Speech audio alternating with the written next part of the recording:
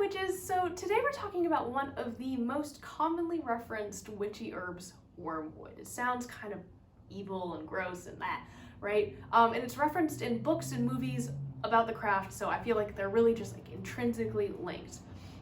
So wormwood is also the main ingredient of absinthe, which is a like a liquor. Though no, you are not going to hallucinate like you see like in the movies or like may have seen in like old books and stuff or like old media.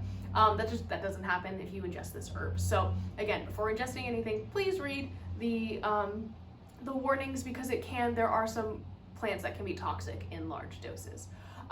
So the folk names for wormwood are absinthe, old woman, and crown for a king. It's also called madderwort and wormut.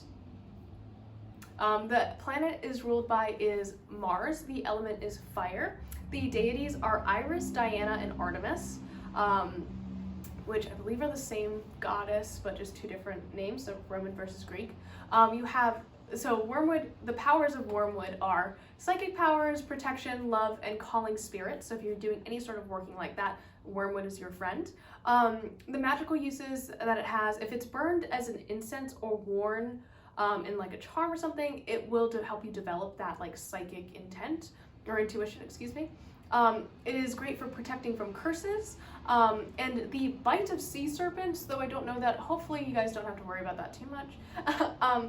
According to ancient tradition, wormwood counteracts hemlock or toadstool poisoning, but don't try that because it's not true.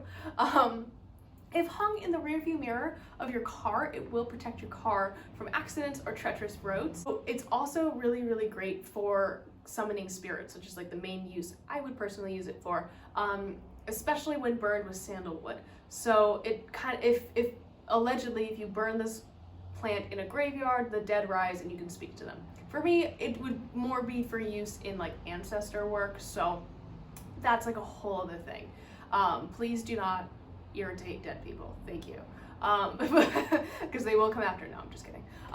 So wormwood magic, let's talk about this. I will be absolutely making protective wards for the inside of my car with wormwood this year, and I also plan on making a dry incense with wormwood, mugwort, and mullein to kind of talk to the other side or open myself up to the other side on Samhain, which is the Witch's New Year. It's when the veil is at its thinnest for us. So I will definitely be using it for that. I've grown wormwood before because I was like goth. I am goth, like a goth, and like I thought it was creepy and like cool to be growing wormwood.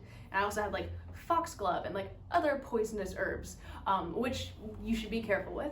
But sometimes the flowers are really pretty. So just be careful. But wormwood is really, really cool, and you can, I believe, I have seen contradicting things on this. I believe you can ingest it in small amounts. But again, please, please, please do your research because I could be wrong. I don't have my degree in this, but based on everything that I have read, it should be okay in small amounts. And because it's made into absinthe, I don't think they would be poisoning us, but who knows, right? So just be careful as always. So yeah, that's my little spiel about wormwood. I'm really excited to use it. I want to get more into the element of like hedge witchcraft that I have already incorporated into my craft. I want to get more into the hedge writing aspect of that. So wormwood, I think wormwood is going to be kind of a center focus on some of my rituals soon. Yeah. All right, bye guys.